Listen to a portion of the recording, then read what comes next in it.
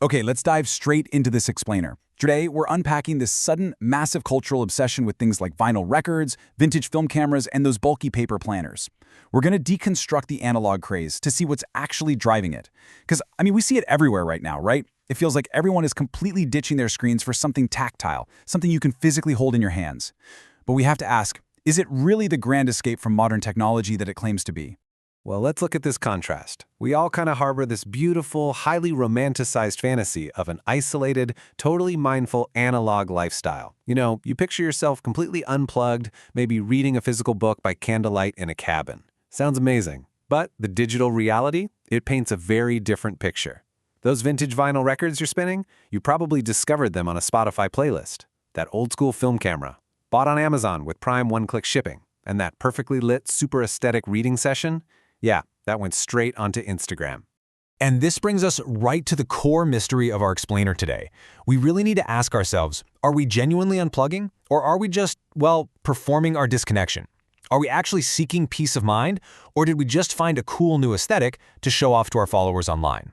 Right, so let's jump into section 1, the digital paradox. Sociologists are actually calling this whole phenomenon a digital lifestyle category that's basically masquerading as analog purity. We are completely caught in what's known as the content loop. Basically, the act of unplugging has been entirely transformed into a performance. Think about it. Think about the countless TikToks of people meticulously writing in these gorgeous leather-bound journals or developing their own film. The huge paradox here is that escaping the matrix is now a totally performative act. It's a prop used to signal depth and rack up cultural capital on social media. Actually, I absolutely love this quote right here because it brilliantly captures the ultimate irony. The analog enthusiast's authenticity is fundamentally, permanently tethered to the exact same digital infrastructure they claim they're resisting. Like without social media to validate these hobbies, without the algorithms to build little communities around them, this movement wouldn't even exist in its current form. It is literally just digital culture wearing a very expensive vintage coat. You can see it clearly when you trace the rhythm of the analog life cycle.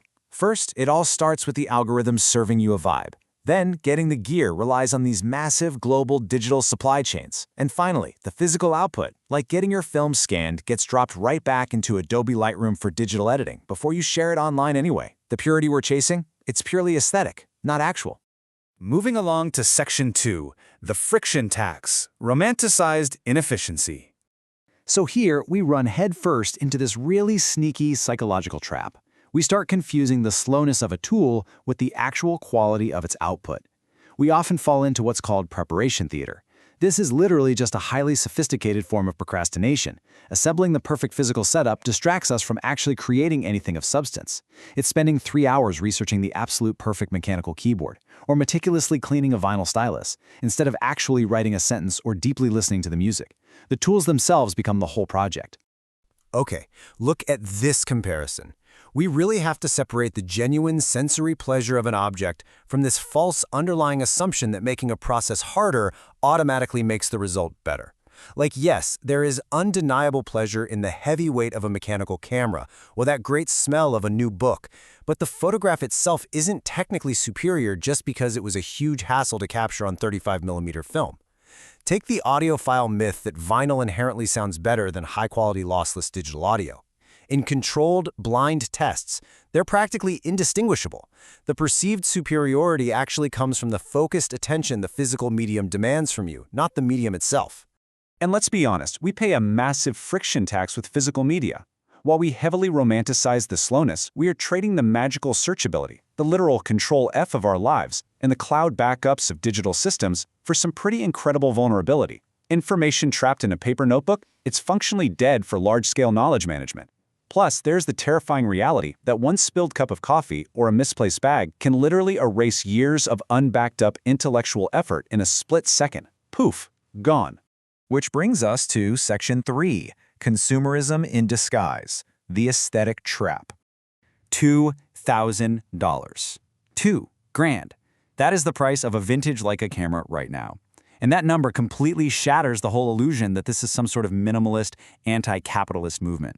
The analog craze is actually a highly premium, super commodified consumer category that demands some pretty significant disposable income. We aren't stepping away from consumerism, we're just replacing digital consumption with physical and, frankly, much more expensive consumption. And $30, that's the cost of a single premium leather-bound notebook. Purchasing inconvenience has totally become a distinct middle-class status symbol used to signal privilege. Think about it. Maintaining a serious analog lifestyle requires money, it requires physical storage space, and most importantly, it requires the luxury of leisure time. For a lot of working-class folks out there, a smartphone is just a rational, incredibly efficient, all-in-one survival tool. Purposefully seeking out friction, that's a luxury. Then we have to look at the environmental ledger, which totally shatters the delusion that physical media is somehow inherently greener. It's really not. Vinyl record production is heavily chemically intensive and entirely dependent on petroleum. Developing film creates straight-up toxic, hazardous waste. Physical books require heavy logging, ink production, and massive transport logistics. When you compare all that to the near-zero marginal environmental footprint of just copying a digital file, the absolute confidence that analog is always eco-friendly is, well, it's largely a myth. All right, Section 4, the systemic illusion. So if the functional costs and literal costs are so high, why do we keep falling for this trap? Well, it's because buying a paper planner is an individualized Band-Aid coping mechanism. The deep burnout we all feel right now, that's driven by massive systemic issues. Things like manipulative platform design, the relentless attention economy, crushing modern workplace demands.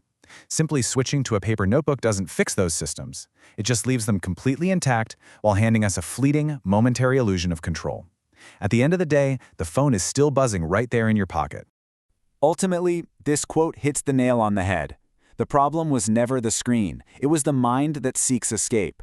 If you lack internal boundaries, your brain is simply going to swap doom scrolling for, say, obsessively color-coding a bullet journal or endlessly cataloging a record collection.